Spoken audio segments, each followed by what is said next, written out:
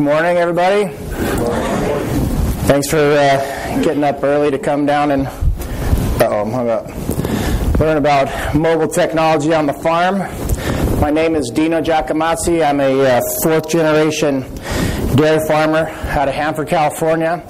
We milk just around 1,000 cows and farm 900 acres of double crop wheat and corn that we raise for silage, and we put up a little bit of earlage also, and we grow alfalfa. We feed almost everything we grow, and we sell a little bit of feed to some neighboring dairies too. And my family started milking cows and farming in the location that we're farming at today in 1893. My great-grandfather came over from Switzerland and purchased this land from the Southern Pacific Railroad Company. In fact, my family is the original private owners of the property. Before us, it was unclaimed land. It was claimed by the railroad, and then we bought it from the railroad company. So we've got a long history of farming and milking cows in California. The reason why I kind of bring this up is to illustrate that, sometimes you can teach an old dog new tricks, and so I'm going to show you some modern ways that I use to farm my very old family farm. My milk barn was built in 1937, which is the year the Golden Gate Bridge was built. And we're still milking in this barn today. This is a picture of the barn. We run 1,000 cows twice a day through this old flat barn, and this is my dairy operation you see from above. And so that's a little bit about me. And before I start into showing you and demonstrating from the iPad some of the apps that I use in my daily routine on the farm, I want to ask you a couple questions, get to know what's happening here, and then tell you a little bit of a story. I spent about 10 years of my life not on the farm, and during that time I was living in San Francisco developing software for the internet. And so I have a bit of a technical background, which is probably why I'm here talking to you today, but I don't want you to be intimidated by that fact, because this is a situation where these types of new devices are so easy to use that technology has finally gotten to the point where technology has sort of gotten out of the way, and now you can just get to doing the thing that you want to do. And so let me just poll the crowd real quick. How many of you guys, by a show of hands, are carrying an iPhone? How many of you got an iPhone? Okay, pretty good amount. How many of you have an Android phone? That's pretty good Android numbers. How many of you have a Windows phone? Haven't got one yet. Microsoft is stinking the place up. But okay, how many of you have an iPad? A lot. Okay, how many of you have a tablet that's something that's not made by Apple, like an Android tablet? So quite a bit. All right, so you guys are definitely my key demographic. So you guys know what these devices are. I'll just tell you a little bit about how this came about. So in the 2000s, early on when I was in San Francisco, writing software, I used to carry around a Palm Pilot in my left pocket, and in my right pocket I carried a Motorola flip phone. And at some point, Handspring, which was making a Palm Pilot-like device, decided to put those two things together and made the first kind of convergence device. And then in 2007, Apple put out the iPhone, and then Google put out the Android operating system shortly after, and now we have Samsung and lots of big companies making devices. So everybody is now in the game of making these portable computing devices. And so you guys are familiar with what tablets are. And I want to just tell you one quick thing about the cloud, because this seems to be a topic that confuses some people, and Apple has made it even more confusing by putting an I in the front of it for no good reason. But the cloud just means that your data and the information that you're getting access to is living in a remote location, and you have the ability to access that information from lots of different devices. My lifestyle is kind of fast-paced, with 15 employees and kids and grandmothers living with me and all this kind of stuff, and farming, milking cows, and so I'm moving around a lot. And I have I have all these different devices. On the dairy, all my computers on the dairy are Windows-based computers. At my house and my laptop, they're all Macs. I carry an iPad because I think the iPad is the best tablet, and I have a Samsung Android phone. So I'm constantly jumping between the 4 major platforms all day long. Wherever I'm at, I can get access to all my stuff, and that's because I'm using cloud-based applications, like Gmail, for example. How many of you use Gmail?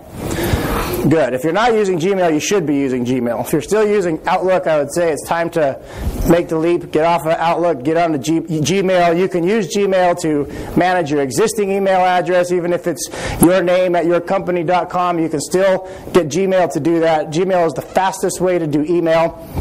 Gmail is a cloud-based application. And so I'm going to demonstrate some cloud-based applications. And every presentation requires a stupid cartoon, so here's mine. It says, I'm sorry, but I'm not allowed to sell you the smartphone without first verifying your IQ. And I find this sort of to be an ironic cartoon because my opinion is that smartphones are for stupid people. And that is why I am pretty much addicted and connected to my smartphone, because I'm not very smart. And my phone makes up for deficiencies that I have in my own brain capacity. For example, I have the total inability to remember anything. So I use apps and these cloud-based things to keep track of all these things that I think are important that I need to know. I've also discovered in my late years, I'm about to turn 45, so I'm already feeling a little Alzheimer's kind of coming in and a bit of dementia, and I find that my brain is completely filled up, and that every new piece of information that I take in, something has to go to make room.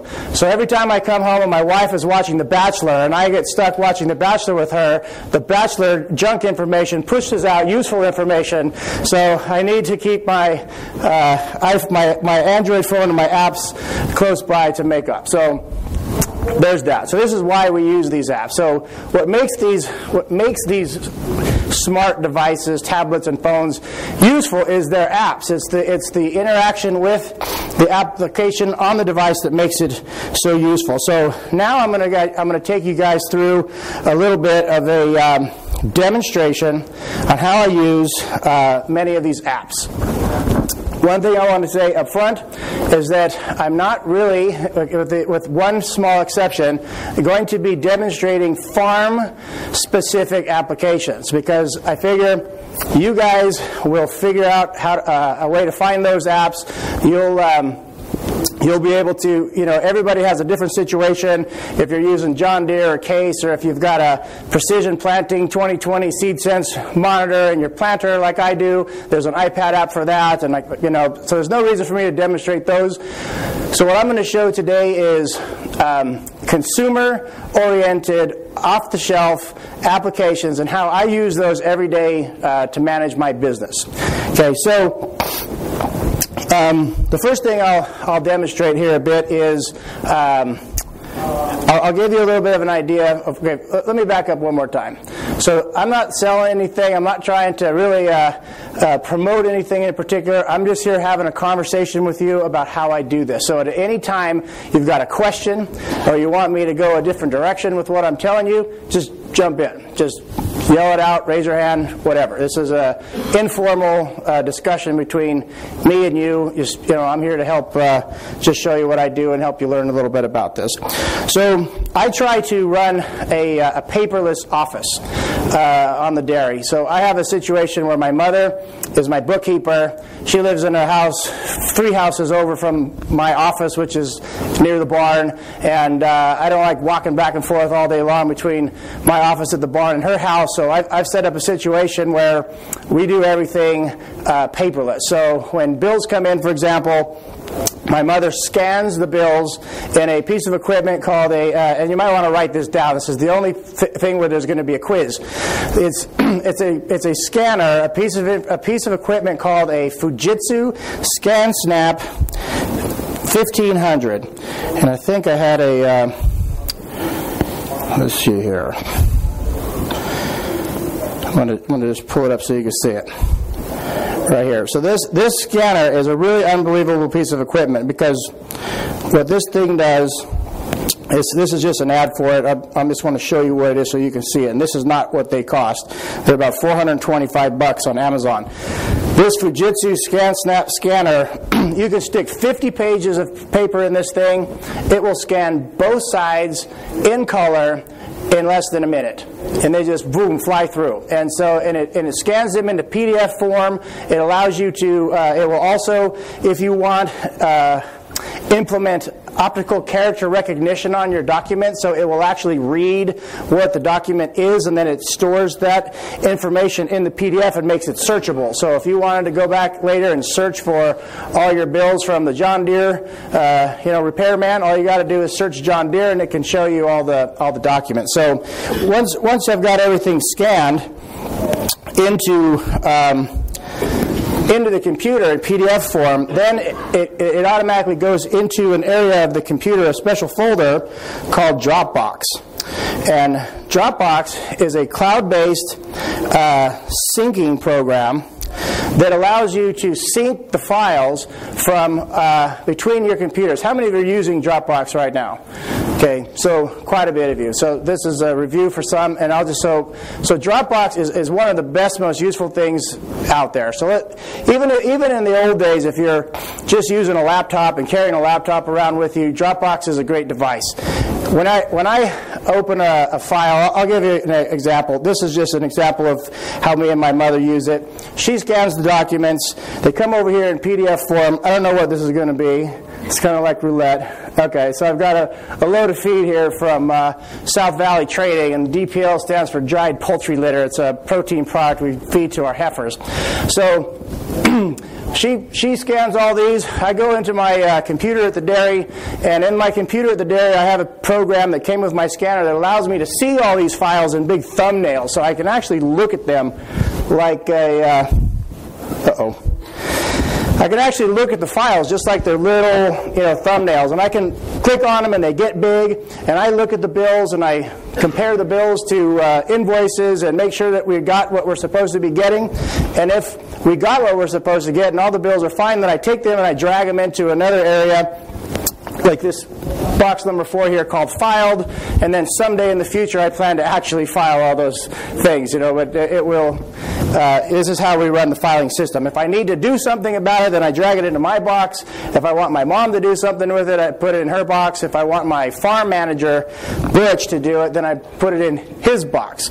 And then they are both synced and shared to this folder also. So any change that I make in here automatically shows up in their Dropbox, and any changes they make shows up in my Dropbox. And one of the other great benefits of this program or this service is that it's backing up your critical data at the same time. So because Dropbox is a cloud-based app, everything I put in Dropbox lives on my computer, physically in my computer. It lives physically in my mother's computer. It also lives in the cloud. So if my office was to burn down and my mother's house gets robbed at the same time and all the computers are gone, then I can just go get any other computer, or I could take my iPad or Android phone or iPhone, and I can get all my stuff back instantly. In fact, I have a Windows computer at my house that has all of the critical applications that we use on the dairy, my cow program, my feed program, and I have full installs on that computer, and they are synced through Dropbox. So every change that I make at the dairy office is instantly updated at my house. So if something happens to the computer at the dairy, I drive to my house, I pick the computer up, I take it to the dairy, I plug it in, and we're going again. And on a dairy where you're managing animals 24 hours a day, and the record-keeping system is critical to your business, we have to have that kind of redundancy and protection. So that's some of the ways I use Dropbox. Dropbox can be shared from as little as one person. You can use Dropbox just to keep your own files synced between you and all your devices. So in the field, for example, I have from my office, I can be going into a spreadsheet and putting down a plan of how I'm going to plant seed and where I'm going to plant, and then I can come out here in the field and I can pull up, this Excel spreadsheet, and I can look at it right here in the I don't know exactly what this is going on here, but here's a quarter in 2012. So I can look right here at what I'm planning to do. I can make changes right here in the field from my phone or the iPad, and then I can go back later to the dairy, and all that information is updated. So I also share that folder between me and my farm manager, so he can see what's going on as well. And we can discuss back and forth what we're doing with those files.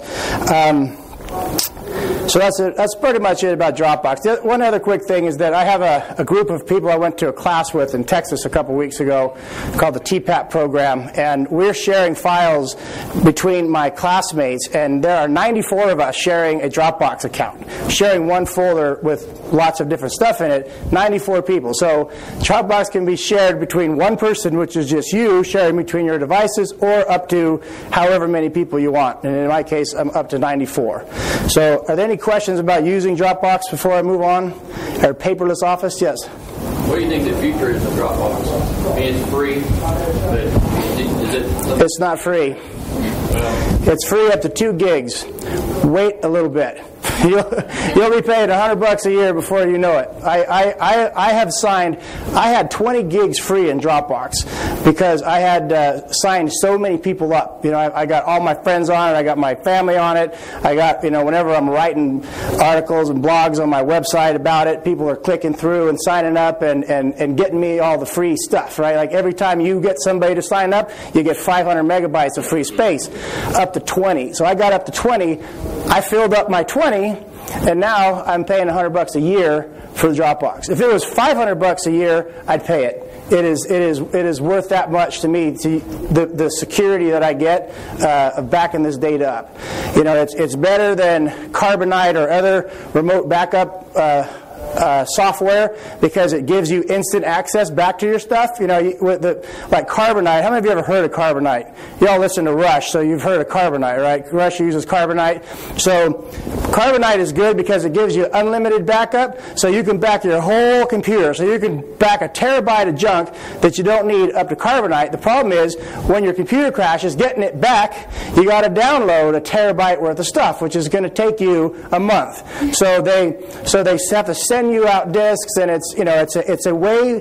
Carbonite is a cheap way to store lots of data long term, but it's not a good way to instantly access your stuff if you have problems. So that's where the difference is, and why I think Dropbox is a good program. And I think Dropbox has become a little bit ubiquitous. Apple's tried to take on Dropbox. Google's tried to take on Dropbox. Box.net is trying to take them on, and everybody still seems to be on Dropbox. I don't think they're going to disappear. It's not bad. No. And if Dropbox goes away, then you just switch the next day to somebody else. It's the same. It isn't. It isn't like you're going to lose all your stuff, because all your stuff is still already on your drive. That's the other benefit of Dropbox versus Carbonite. If Carbonite was to shut down for whatever reason, all your stuff is there, and you might not get it back because it's just there. It's just there on one machine. But with Dropbox, you've got it spread out a lot between a bunch of different computers, so you're backed up a little more redundancy. Any other questions before I move on about paperless Office, scanning, Dropbox? Okay, so another very useful program that I use is Evernote. Evernote is an application that allows you to remember everything. It is a notebook program with very powerful features, and that not only can you categorize notes, put notes, tag notes with different things so that they're easy to search for, but you can store just about anything in Evernote. So you can store text. You can type into it. You can record audio into it. I'll just give you an example here. Let's go to here and travel. Okay, so you can store pictures in it. You can record your voice and store voice notes in it, and you can also forward emails to it, which is a very useful feature. I use this quite a bit. This particular folder that I have in Dropbox is where I store and keep together all of the stuff when I'm traveling. So for example, I'm traveling today because I'm in Chicago and I'm not in Hanford, so I have some information here, like the top producer email that they sent me as a speaker. They sent me some information that I needed to know, and then they sent me the agendas. So every time I've wanted to know what's going on here today, instead of carrying around that book that they give you, I just go over here to this spreadsheet and I look, and see what's going on and when I'm supposed to be doing something, or if there's somebody else that I want to see. So this is and all I did was when that thing came to me in the email, I forwarded it. That's hard to say. Forwarded it.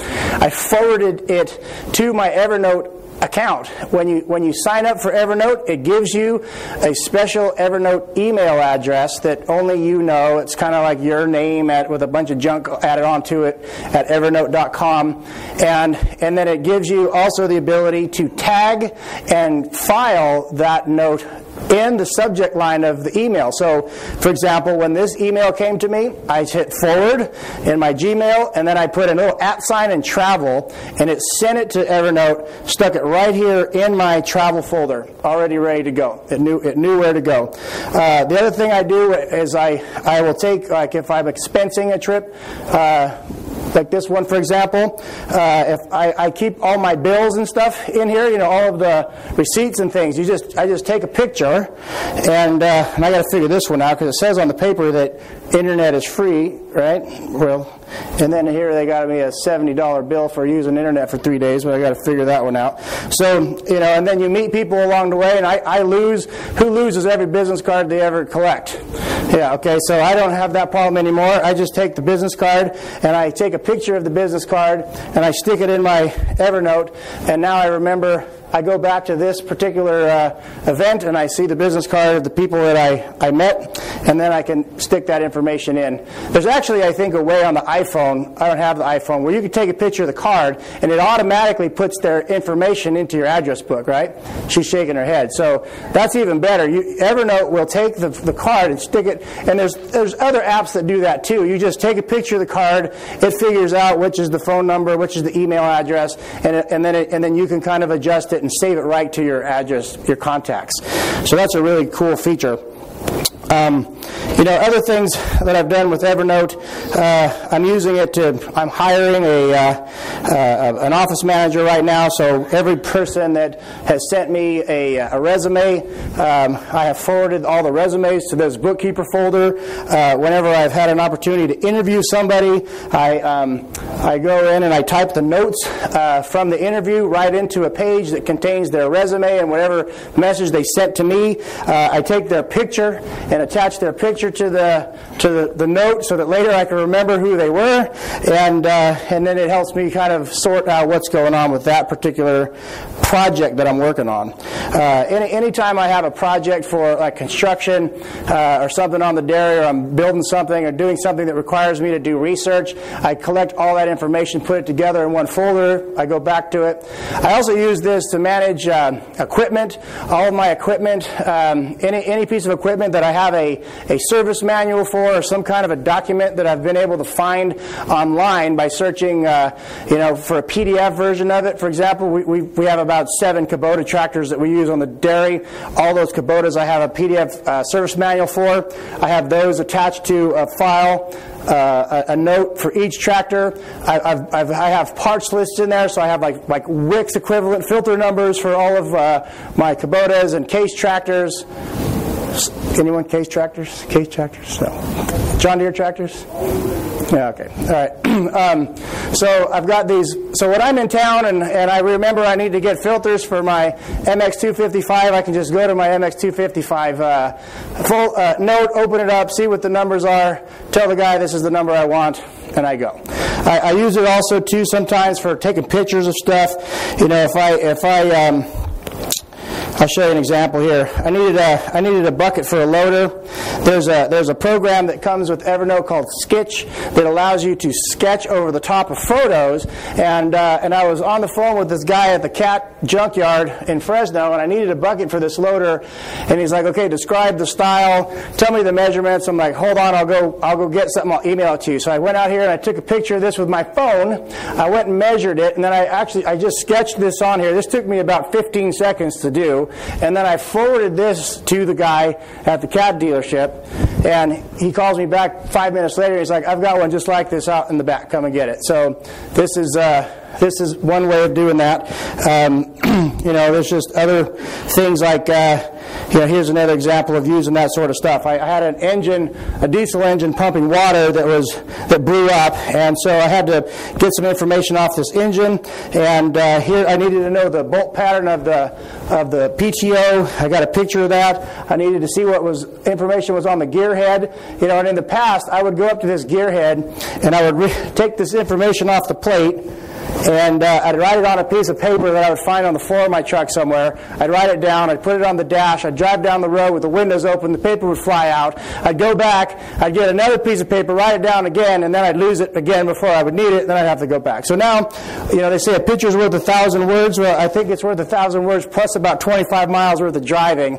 And so, I could get right here the numbers right off this plate just with a picture. So these are just, some of the ways that Evernote is useful to me on the farm. There are thousands of other ways to use it. It is a very valuable and free program if you want to do more advanced stuff like share notes with people or have it sync to the cloud every minute instead of once a day. Then you pay $50 a year for it, which I do, and I think it's saved me money. So, any questions about Evernote before I move on to Remember the Milk? Okay. Yes. All this information you're sharing with us, some of us, it's just so new. How do you learn, or how can people like yourself learn about this technology? That's a good question. Dropbox has a great tutorial online. Yeah. But I think your question is about how do you find out this stuff exists, right? Like how do you know that you want to do these things? Well, I wasn't born with a computer. Yep. And I don't think you have to be born with technology or have knowledge about technology. I think that the thing that has worked for me is that I'm a solutions-oriented person. Like I'm always looking for a way to solve a problem. So once I got into having a smartphone, I started thinking about every problem that I had, and is there a way to solve this problem using an app? And I still do this constantly. Like I landed in Chicago at the airport, and I'm like, I got to get to the hotel. Is there a solution for this problem of how to get there? So I go through my app store and I look for a Chicago transportation system, app to see if it's going to show me, what time the trains come and how much they cost and how to get there and all that kind of thing. Google Maps actually does all that for you, so I didn't really need this in this particular case. Google Maps tells you what time the train comes, how much it costs, where to get off, and it actually navigates you step by step how to get there. And so it's really just having a curiosity about it and thinking about all this stuff. And then you can just go to the App Store, the App Store or the Android market, and you just ask it questions. You say, put in, I'm looking for GPS stuff. Just yesterday I got a piece of, somebody hit me to a piece of an app, this thing called GPS Log. This is the first time I even opened it. Someone just told me that this thing allows you to go out and take a picture of something, and it marks that spot on a GPS, and you can keep notes about it, and they use this for scouting cornfields. So they go out and they see a problem, they take a picture of the problem, they type notes about the problem, and then they go, and if they want to come back to that same spot, the app drives them back to it. You can walk right back to the spot that you took the picture. So, this is a new thing that I haven't tried yet, but it's the same idea. Somebody told me, I also read a lot of blogs, like Mashable and Gadget, and there are people out there who put this stuff out all day long, reviewing apps, and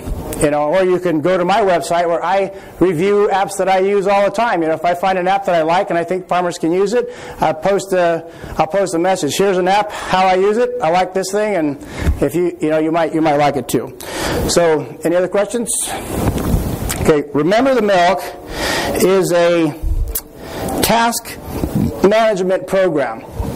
So sort of like the iPhone has a thing that Siri does for you where you say, reminders, right? It's like, remind me to do this, remind me to do that. It puts in things for you to do. Remember the Milk is a lot more advanced than that, partly because it's cloud-based and you can manage this on the web as well as on your devices. So how I use this program is each morning when I show up to the dairy, I first meet with my managers to see what's going on, and then I go on a walk around the dairy, and then I drive around the farm, and I look for things that need to be done. And as I'm going along, I either type in a thing to do, a task, or I'll speak it into the phone, and it adds it on.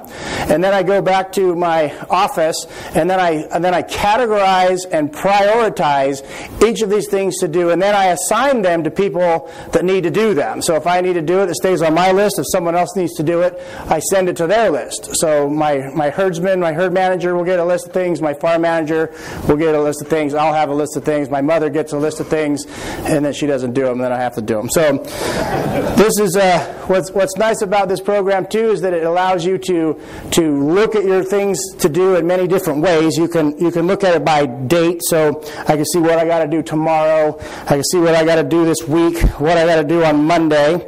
I could look at it by tag, so this is kind of like a category. So for example, if I come down here to my office category, whenever I'm in the office, I look at this list, and it shows me things that I got to do while I'm in there, and then it does it by date. And I can also look at things by priority. There's a location feature, and this is kind of fun. I don't have it. Well, you see this one that says OSH? Okay, so OSH is Orchard Supply Hardware. It's a big hardware store chain in California, and I go to OSH, 3 times a week to pick stuff up for the dairy that I need. The GPS on my phone knows when I'm in OSH. As soon as I walk through the door, my phone beeps, it pops up a list and says, "You're in OSH. Here's what you need." And it gives me the list of things that I have to pick up while I'm there. It also does it by town. So Tulare is a town that is about 30 miles away from me and where most of the tractor dealerships are. So, all week, I only go to Tulare maybe once a week or once every 2 weeks. So I just keep compiling lists of things I need when I'm in Tulare. As soon as I hit the Tulare city limits, my phone beeps and says, "You're in Tulare. Go to these places and get this stuff." See, another way of making up for my deficiency, because I cannot remember what I'm supposed to get, when I'm supposed to do it. So the phone does it for me. So you've got these really interesting, fun ways to do it. Any other questions about that one? You do a special app for it to do that? Yeah, that one. Remember the milk. That does it. Yes. It's RTM. Remember the milk. It's free. Also, if you want to use it just on the web, or if you want to use it on your phone and sync it once a day, if you want it to sync more than that, it's pay. I think it's $20 a year or something. It's also very cheap, worth using. I mean, I use the thing constantly. I in the morning when I make my list, and then I sort my list out. Sometimes I sort my list the night before I go to bed, and I already know for the next day what I want to do. And as I go through my day, I just pull the app up, I check off the things I finish, and I keep going. So it's directing me all day what to do. Do you have RTM on your cell phone? Yes, on my phone and my iPad, and on the desktop, just in the web browser. So Evernote has an actual desktop app, but I don't use it. I just use the web browser version, and I use the iPad and the Android version. And Remember the Milk also has that. So is that what you use instead of Outlook for business? Yes, I don't use Outlook. I haven't used Outlook since 1997. I've been using only Google apps since that time. I switched to Gmail. I got rid of Outlook. I would highly recommend getting rid of Outlook unless you're printing a lot of labels and using Outlook. Leave your addresses in Outlook for printing labels, but otherwise get rid of it, because if you're now mobile, you don't need to be tied to this desk. And an Outlook is a one machine, one person. I got a vet check this morning. Outlook is a one machine, one person application, and that's not how the world works anymore. That's not how you work. You're a farmer. You're outside, out in the field, and that's why I think this stuff is so relevant to this group of people, because you are not office people. And because this iPad was invented, thank you, Steve, this gives us access to the same technology and the same conveniences as the city slickers, but we could do it on the farm.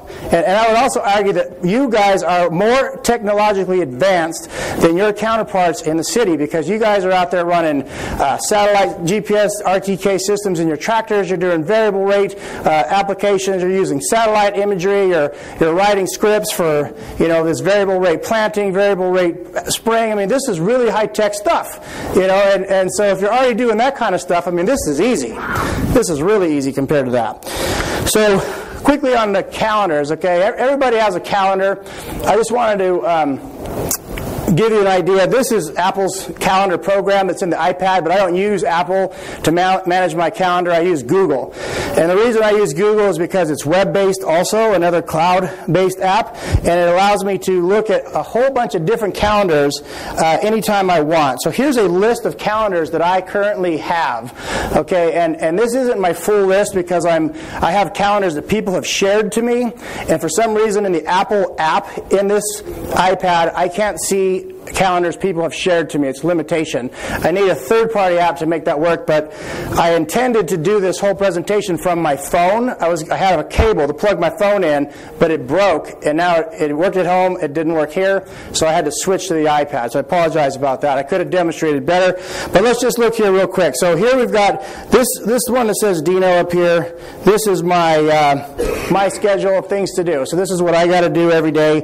This is the one that I look at all the time. I also have a calendar, excuse me. So this is just me, my stuff to do. There's, yeah, this is just me, my appointments, okay? If I want to, I also have normally my wife's calendar, who we are synced to each other. Our calendars are shared. So her calendar and my son's calendar. So my son has his own calendar and all of his things that he's got to do, wherever he's got to be, doctor appointments and practices and stuff are on his calendar. So I can see at any time what she's doing, what he's doing, and how it conflicts with what I'm doing, and I can plan that way. I can also look at things like my farm laborers, let me try to find it here, their days off. So here's an example of the days off. This calendar is just days off for my milkers. So once a quarter, I print these calendars that show the milkers' days off. The milkers are working, 6 days a week, 24 hours a day. We have 7 milkers that work in this very complicated system of rotating weekends and stuff. It's all programmed. The calendar dictates forever what their days off are going to be based on a formula that I developed 10 years ago that we've been on this entire time. And they love it because they know every weekend they get off. They know every Thursday and Friday they get off. They know every Monday and Tuesday they get off, where they can go down to the flea market and all this kind of stuff. So I print these for them. My outside guys, which are the guys that are taking care of the cows, calf feeder, cow feeder, herdsman, assistant herdsman, these guys, they have a different calendar. So this is how we schedule that. I also have a farm schedule where we do things like I'll sit there and project out dates of what I want to do, harvest dates, planting dates, things of that nature, spraying, and then all of the dates in the future are projections. All of the dates in the past are a record of history. So if I say on January 31st I want to spray wheat for herbicide on wheat, and we don't do it till the 1st. On the 1st we put the actual date, and on the 2nd I know that the 1st is when we did it. So we use this calendar to go back and look at what's happening. This PDF notes thing, I just wanted to give a quick example. This is there are many applications that do this. No, I don't. This is just a way to I sign almost every document that I get on my iPad or my phone. I hardly ever sign paper anymore. Anything that somebody wants me to sign, I have them email it to me. I open it up on my iPad or my phone. I come in here and I just scribble my signature on it. I do, I do a little thing here, and I flatten the image and I send it back to them as a PDF. I'll tell you a quick little story about this. Last year, I was being sued by PETA for appearing in an ad in California that where I claimed that I care for my animals. Okay, so PETA was suing me and the California Milk Advisory Board over false advertising because obviously I torture my animals, so I can't claim that I take care of them. And so the lawyer who was representing me on this case needed me to sign a document. And I happened to be in San Diego at the time at SeaWorld with my son and my wife, and I go, sure, email me a scan of this document, I'll sign it, send it back. So he emails it to me, and in the parking lot of SeaWorld, I signed it on my phone, sent it back to him. 2 hours later, he delivers the document to the court in Sacramento. That afternoon, the judge threw the case out, and we beat PETA. So thank you for... we're at 10, 15 minutes? Okay. So that's just another nice little app. Teamviewer is a very useful little device. Teamviewer is a piece of software that allows you to control a computer from a remote location. So right now I'm dialing into my dairy computer, which you can see there. It says dairy, and there's a nice little cow on the front.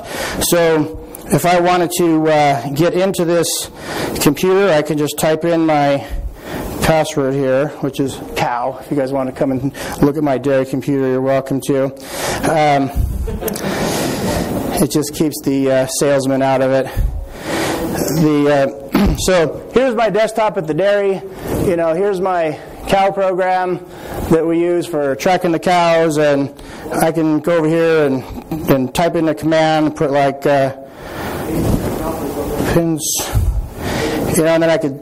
There's a list, here's a little list of, how many cows we've got in each pen right now. This is just, so if I, just a couple, night before last, I had a print a list for my, actually, it was last night. I had to print a list for my herdsman for the vet check that's happening right now this morning at the dairy, and he was out with the flu, so I dialed in, printed a list, called another one of my guys, and said, "Go pick up the list that's in the printer," and that was easy enough. I also, all of my sisters, my mother, and half of my friends have this Teamviewer program on their computers because I'm so tired of them calling me saying, "How can I fix this problem?" Now I just say, "Get out of the way, let me fix it for you," and I fix it and I go on with what I'm doing. So I just dial into their computers, fix their problem, and then go. So Teamviewer is another free application. You have to install it on your computer. Yep?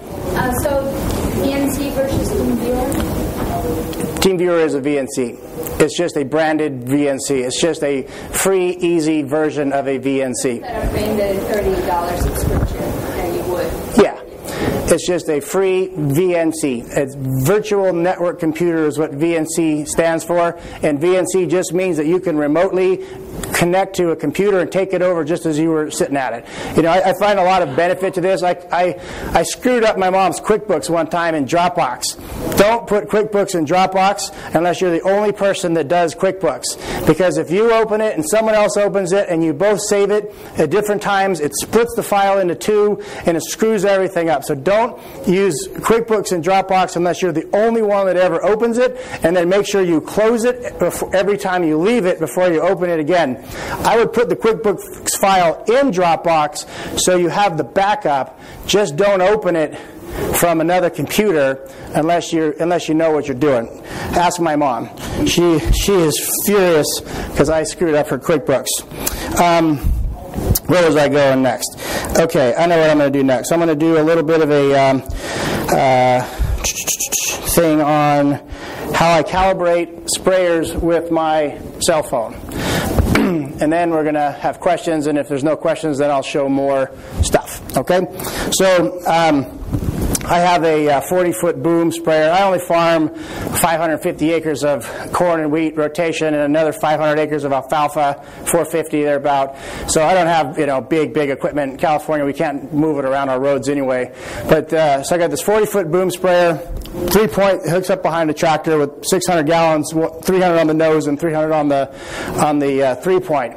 And so whenever I get ready to go out and spray with this thing, I open up my little T-Jet app. How many of you already have the T-Jet app? Good. Okay, very useful little piece of equipment. So I go to the TJet app and I first plug in my parameter. So I want to go 6.5 miles an hour. I have 20-inch nozzle spacing here because I'm spraying across the broadcasting it. I want to put out 15 gallons per acre in this application, and I'm not using fertilizer. I'm just using water. If I were to click yes on this, then it later will give me an option to change the specific gravity of the liquid. So if I'm running UN32 and I'm setting this up as a fertilizer application, then I would change the viscosity of the liquid this way. But here today I'm just using water and a little bit of other herbicide. So shark and axial and something else. So all right, so now I got to pick my nozzle. So I use these little blue air induction nozzles because it's usually windy when we're spraying. It's wintertime. And so it's telling me here that I got to set this thing at a rate of 0.33 gallons per minute per nozzle is what that number right there shows. And then I go to the next page and it shows me that at 6.5 miles an hour I need to run at 48 psi.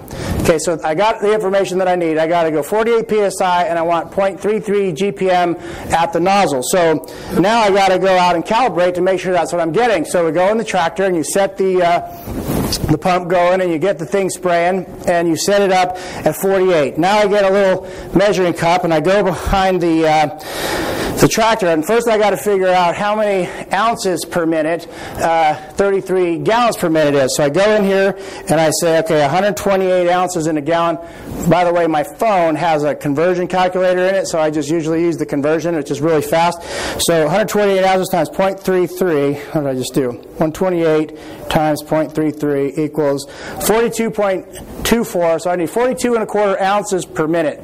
But I don't want to sit there and spray this stuff on the ground for a minute, so I'm going to divide this by 4, and I'm going to go, okay, 10.5. So I'm looking for 10.5 ounces in 15 seconds. So now I switch from this, and I go to my clock, which is a built-in feature of the Android and the iPhone, and I clear this off, and I hit start, and I count 15 seconds of spray going into my little cup. Okay, now I get to 15 seconds. Everything is calibrated right. I know the nozzles are good, and I don't have to replace the nozzles. The last thing I do is I have to level my 3-point sprayer so it's not cocked forward or backwards. So I go over here to my little clinometer level, and I can lay this across it, and it tells me when I'm level. And if my sprayer is level, then I hit the road and start spraying. I've also leveled a pool table with this too, doing this thing right here. So those are that's a 2-minute demonstration of the 1 minute it usually takes me to calibrate a sprayer. So I have 20 different things I do on the farm that I use this in the same way, and I usually am doing this with my phone. I'm not carrying my iPad out there in the field. In fact, since I got this Samsung Galaxy S3, which has a big fat screen, I hardly use my iPad at all. I can see it better, and it's easier for me to type. I use this most of the time. I mostly use my iPad for playing games against my 5-year-old son who beats me every single time. Okay, how much time do we have now? Anyway, yep, doesn't matter. Let's go till he tells us to stop. So, any questions about anything I've talked about so far, or go ahead? Are you running Excel on your iPad yet? Yes. Best way to do that? Okay, the best way to do that is to use an app called Quick Office. So I will first prerequisite by saying this, that there is no good way to do Excel on an iPad. They all suck. Actually the best way to do it is with Apple's Numbers app. It's the best spreadsheet program, but once you get it into Numbers, you can't get it back to Excel unless you export it out and email it back to yourself, which is just a pain in the butt. And so I use, so the way I do Excel is mostly I just, okay, how do I get through it? I do all the building of spreadsheets. There we go. Close this. I build the spreadsheets on the desktop, and you kind of got to learn to simplify your spreadsheet some for mobile, because if you have a lot of macros or a lot of formulas that change colors and stuff like that, none of that works. So you got to keep it pretty simple. Most of you are probably making simple ones. So from Quick Office, I go in here to my Dropbox. My Dropbox account is connected to Quick Office. I can go over here and look at my farm plan. I can open this up, and it opens it up right here in a spreadsheet form, and then I can look at it. And so what this page is, just so you understand, these little numbers on my left are my field numbers, and this is a calendar across the top, and this shows me what I did in each one of these fields going across the summer. So this tells me, IR means I irrigated, MT means we sprayed for mite, SW is swathing alfalfa, the green lines are alfalfa, the white lines are corn. Up there on top, I got days off. You see the little off, so Rigo, Salvador, Butch, Gustavo, these guys. So I can sit here and visually see what's happening really quick across the, this is just something I use for planning, and then I readjust it as I go along with the date. So what's your view only on? No, I do things on the iPad where, if I have stuff that I want to change, or if we're logging, I will put them in here. I just don't create spreadsheets. So if I got a spreadsheet where I want to change a couple numbers and see the outcome, like if you're, like I have a thing, I don't know if I could dig in here and find it, but I have a thing where I calibrate my wheat, my small grain drill, and I got a thing where you plug in, okay, how many acres did you plant, how many bags of seed did you put back in, and then it tells you how many pounds per acre you put out, and then how many notches to change the drill to try to get it closer. So these are, so we use that kind of stuff in the field. Sometimes it's easier just to do the calculations if you know the math already in your head with a calculator. How do you print from your iPad? How do I print from my iPad? I don't. I print from my desktop because everything is cloud-based. So if I want to print any of this, I just open it up in the web browser on the desktop. But most new printers, 3 minutes, most new printers have these new Wi-Fi print modes where the iPad and the Androids and stuff will print directly to them. So like my mom's printer, for example, is new. I can go with my iPad and I can push a print button. I think I could do it right here from this. Yeah, you've got this print button right here on top, and I could hit this, and then it asks me where I want to print it to, and then if I'm in her Wi-Fi system, her printer shows up. So there are ways of doing it. I just don't do it because it's, everything's cloud. Yes? Putting a lot of stuff out on the internet. What about data security? Well, I don't. Well, let's put it this way. I don't know anybody who gives a crap about my data, first of all. So first, somebody has to know what they're looking for. They have to know that I have it and they want it. And then they have to know how to crack whatever security measures these companies that I'm using have to protect my data. So Dropbox, has this military-grade data encryption.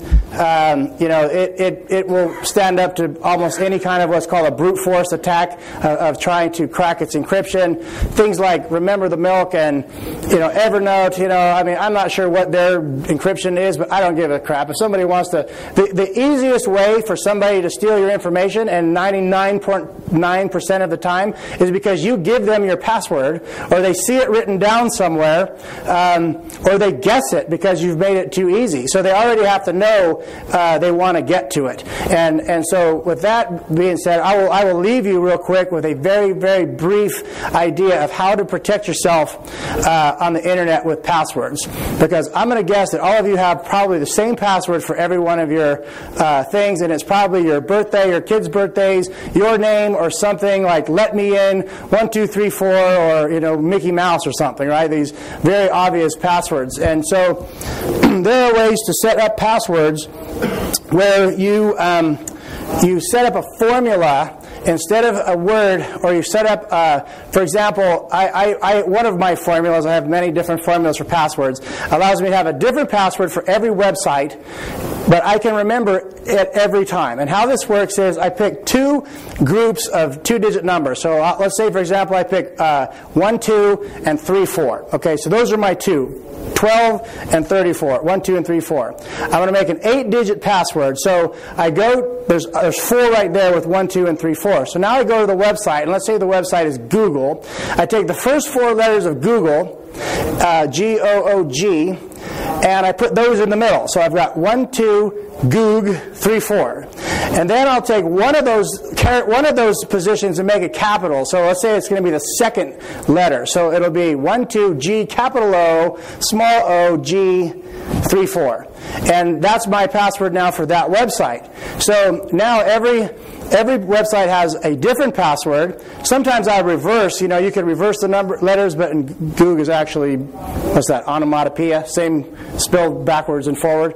But so you can mix the letters up however you want, pick a capital in any position you want, but just remember what your formula is. Now you never have to write it down. As long as you know what your formula is and you can remember those 2 sets of numbers and you know how you've decided to do the URL, every website is different. If somebody happens to see you type in one, they're not going to guess that every other one has a formula.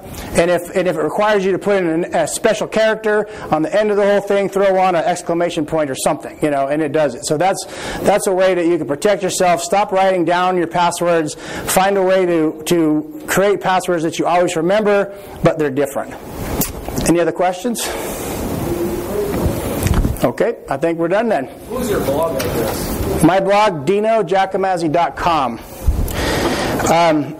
Dino, D-I-N-O. Let me see, I'll put it up here.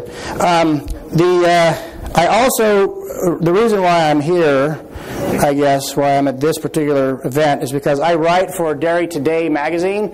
So AgWeb, all of my articles for Dairy Today, which is owned by Farm Journal, appear on AgWeb, and so you can read articles that I write for them on there, but their website is so crappy you can't search for it. I don't know if there's anybody here on the web team at Farm Journal. We should have a talk, because I can't even search and find my own stuff there. So you have to just poke around to find it. I also post them on my website, which is DinoGiacomazzi.com is the website, and I have some stuff on here. There's an article there on making strong passwords. What I was just talking about. I actually recommend some other ways of doing it besides the formula I just told you. Making acronyms. For example, my iTunes password is an acronym made from the expression Miro, who is my son, does not get any more apps. So every time that 5-year-old suckers me into spending another $1 buying him another app, and I have to type in the password, I remind myself Miro does not get any more apps, even though he always gets the apps that he wants. So this is it. Anything else? Do you ever take a day off and do things old-fashioned way? When you're on a dairy and on a farm, almost half of what I do is the old-fashioned way. I'm out there pulling cows out of the mud. I'm out there welding on stuff that breaks every day. I'm out laying under tractors, wrenching on things. I get dirty every single day, and it's just I don't like spending time sitting in my office. And so if I can spend more time at home with my kids or more time on the farm looking at cows and less time sitting in the office, and if this stuff allows me to do that, then that's really the problem that I was trying to solve overall with you integrating this technology in my life, is to allow me more time to do the things the old-fashioned way.